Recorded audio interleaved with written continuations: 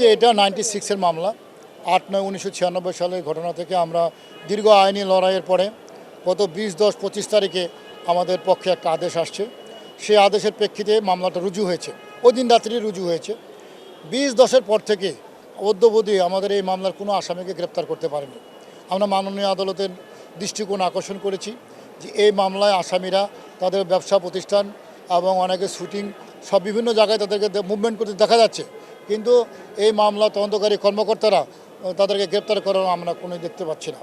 এবং যেহেতু এটা একটা হত্যা মামলা রূপান্তরিত হয়েছে, তদন্তকারী কর্মকর্তা আদালতের আদেশ ছাড়াই যে কোনো সময়ে উনি তদন্তের স্বার্থে আসামি গ্রেপ্তার করতে পারবেন, রিমান্ডে নিতে পারবেন। আমরা মাননীয় আদালতের কাছে একটা সেকশন 88 একটা আবেদন করেছি, সেটা হলো মাল কুরকের আবেদন। আসামের যেহেতু তদন্তকারী কর্মকর্তা যেহেতু বলছে আসামিদেরকে বাসায় পাওয়া যায় না, এই জন্য তাদের বাসাবের যে মালামাল আছে সেগুলো কুরক করার জন্য আমরা একটা নিবেদন করেছি। এটা অ্যাডভান্স করা যায়, আইনে বলা আছে অ্যাডভান্সও করা যাবে এবং চার্জশিটের পরেও করা যাবে। তো আমরা অ্যাডভান্স চেয়েছি, যেহেতু আসামিরা বিদেশ চলে যেতে পারে, পলাতক খুঁজে পাওয়া যাচ্ছে না, ব্যবসা প্রতিষ্ঠানে তারা আসতেছে না, আইনে আশ্রয় নেওয়ার কোনো চেষ্টা করতেছে না, এই জন্য আমরা এটা আবেদন করেছি। এবং উনি মাননীয় আদালতকে আরও বলেছি যে এই মামলার যিনি বাদী ছিলেন, ওনার বাবা অনেক আগে মৃত্যুবরণ করেছেন, ওনার মা বয়সের ভারে জর্জরিত, উনি এই মামলার এজাহার দায়ের করতে পারেননি। দুর্ভাগ্যবশত ছেলের মামলা যদি বয়সের কারণে উনি আসতে পারেন নাই। পরবর্তী এই মামলা এজাহার যে কোনো ব্যক্তি করতে পারে, আমরা ওনার মামাকে দিয়ে করেছি। ওনার মামার বয়সটাও অনেক হয়ে গেছে, তারা 3টে প্রজন্ম এই মামলা করেছে, আজ 29 বছর যাবৎ কোর্ট কাছারিতে ঘোরাফেরা করছে, তারা কোনো ন্যায় বিচার পাচ্ছে না। আমরা ন্যায় বিচারের স্বার্থে এই মামলা যা যা প্রয়োজন সেই একটা আদেশ চেয়েছি।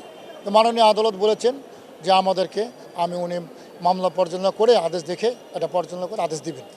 আমরা একটা আদেশ পাবো আশা করতেছি, আমরা মনে হচ্ছে যে একটা আদেশ পাবো। আদালতও অনেক নলেজে আছে, আমরা বলি যে মাননীয় আদালত এটা টিভি পত্রপত্রিকা টিভি মিডিয়াতে সবাই এটা জানে, নলেজে আছে সবার, আপনারও পার্সোনাল নলেজও আছে, সেই বিষয়টা আপনি বিবেচনা করবেন। এবং আইনগত যেটা সুযোগ আমার আছে বাদী পক্ষ হিসাবে যে সুযোগটা আছে সেই সুযোগটা আপনি আমাকে দিবেন। তো মাননীয় আদালত বলেছেন দেখি কোনো সংস্থায় আমাদের কেন জানি কোনো সংস্থায় একটু ঝিমিয়ে পড়ে দিচ্ছে। কারণ আপনারা দেখবেন আসামিরা কিন্তু খোলামেলা ঘুরে বেড়াচ্ছে, পুলিশ কিন্তু গ্রেপ্তার করছে না। এই বিষয়ে আদালতের কাছে আমরা উপস্থাপন করেছি, যেহেতু এতদিন তারা বলছিল অপমৃত্যু মামলা, এই কারণে পুলিশ তাদেরকে গ্রেপ্তার করেনি। এখন তার অপমৃত্যু মামলা নয়, এখন হত্যা মামলা এস্টাবলিশ এবং একটা সেশন আদালতের আদেশ। 29 বছর হয়ে গেছে, অনেক সরকার আসলো গেল, কিন্তু এই মামলা বিচার হলো না। এখন একটা বিচার দ্বারপ্রান্তে আমরা আছি, এখন এই বিচার করতে হলে অনেক কিছু প্রসিডিউর আছে, সেটাই আমরা চাচ্ছি। যেমন আমরা গ্রেপ্তার চাচ্ছি, রিমান্ড চাচ্ছি, মানব উদ্ধার চাচ্ছি, প্রকৃত তথ্যটা বার করে যাচ্ছি, যদি তারা দোষী হয় তাদেরকে যেন চার্জশিট দেয়, নির্দোষ হলে যেন, এইসব বিষয়গুলো আমরা আদালতের কাছে উপস্থাপন করছি। এবং তদন্তকারী কর্মকর্তার কাছে আমাদের পক্ষ থেকে যতটুকু সাক্ষ্য প্রমাণ নিয়ে যাওয়ার প্রয়োজন সবই আমরা দিয়েছি। আমরা পিবিআইকেও দিয়েছিলাম, আমাদের রেকর্ডও আছে এবং আদালতের ডিরেকশনই তো আছে যেটা হত্যা মামলা। এবং আদালত কত সন্তুষ্ট হয়ে বলেছেন 1 ঘন্টার মধ্যে লোয়ার কোর্টে ফাইল যাবে এবং 24 ঘন্টার মধ্যে মামলা করতে হবে। আদালত গুরুত্বটা বুঝতে পেরেছেন, কিন্তু পুলিশ বুঝতেছে না, এটাই একটা আমাদের দুঃখ। পুলিশ বুঝলে আমরা ওই বিচারটা অনেক আগে পেতাম।